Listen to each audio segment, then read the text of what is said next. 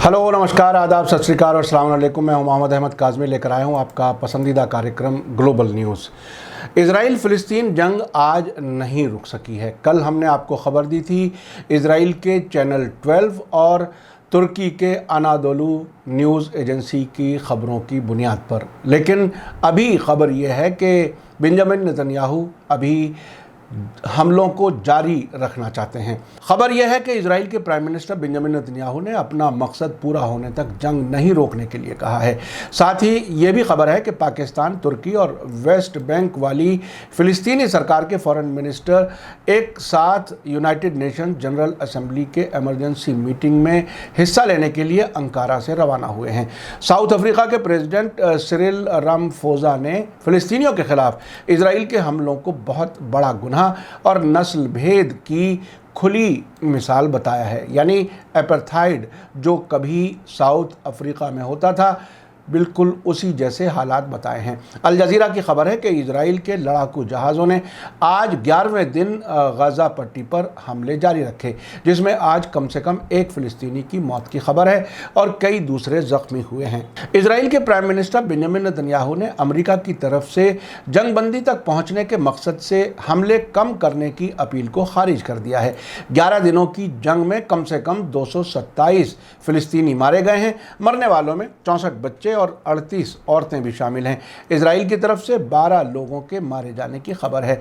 खबर में बताया गया है कि अमेरिकी प्रेसिडेंट जो बाइडन ने कल वेडनेसडे को नेतन्याहू के साथ गजा के वाक़यात पर टेलीफोन पर बात की और नेतन्याहू से कहा कि उन्हें उम्मीद है कि जंगबंदी के रास्ते पर आज हमलों में बड़ी कमी आएगी। लेकिन बाइडन के फ़ोन कॉल के फ़ौरन बाद नेतन्याहू ने कहा कि वे गजा पर बमबारी जारी रखने का अपना पुख्ता इरादा रखते हैं जब तक कि इजराइल का मकसद पूरा नहीं हो जाता। अब से पहले इजराइल ने कहा है कि वो हमास और जिहाद इस्लामी के टॉप कमांडर्स को ख़त्म करना चाहते हैं। साथ ही दिलचस्प बात यह है कि अमेरिका ने इस मामले पर यूनाइटेड नेशन सिक्योरिटी काउंसिल की कार्रवाई को रोक रखा है। इसी बीच एक खबर तुर्की से है कि गजा के ख़िलाफ़ इजराइल के हमलों के बारे में यूनाइटेड नेशन जनरल असेंबली की इमरजेंसी मीटिंग में हिस्सा लेने के लिए तुर्की, पाकिस्तान और फ़िलिस्तीन के फॉरेन मिनिस्टर्स अंकारा से एक साथ रवाना हुए हैं।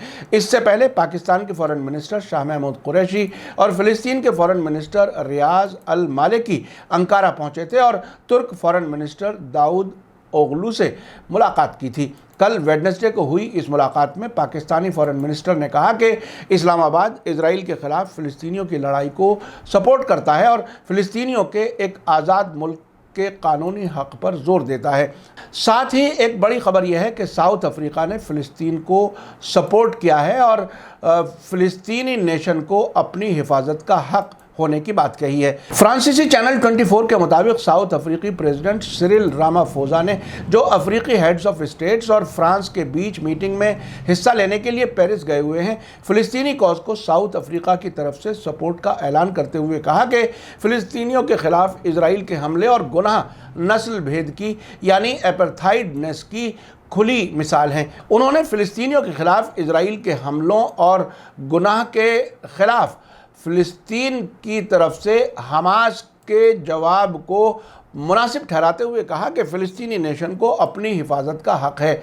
आखिर में मैं आपसे अपील करना चाहूँगा कि अगर आपने अभी तक media star world YouTube channel subscribe नहीं किया है तो सब्सक्राइब कर लें और घंटी दबाना ना भूलें। और अगर आप हमें फेसबुक पर देख रहे हैं तो इसे हमारे पेज को लाइक ज़रूर करें ताकि आपको हमारी हर वीडियो की खबर सही वक्त पर मिल सके। मीडिया स्टार लगातार इजराइल फ़िलिस्तीन जंग की ताज़ा खबरों के साथ आपके सामने है और ये ग्लोबल न्यूज़ कार्यक्रम ख़ास तौर पर हमने इसी वजह से शुरू किया है। इसी के साथ मुझे दीजिए इजाज़त। आपको ग्लोबल न्यूज़ का ये एपिसोड कैसा लगा कमेंट्स में ज़रूर लिखें। थैंक यू, धन्यवाद, शुक्रिया। जय भारत, जय हिंद। मीडिया स्टार वर्ल्ड की और वीडियो देखने के लिए हमारे चैनल को सब्सक्राइब करें और सीधे नोटिफिकेशन पाने के लिए बेल आइकन दबाएं। और अगर हमारी खबर सच्ची और अच्छी लगे तो अपने व्हाट्सएप, इंस्टाग्राम, फेसबुक और ट्विटर अकाउंट पर ज़रूर शेयर करें।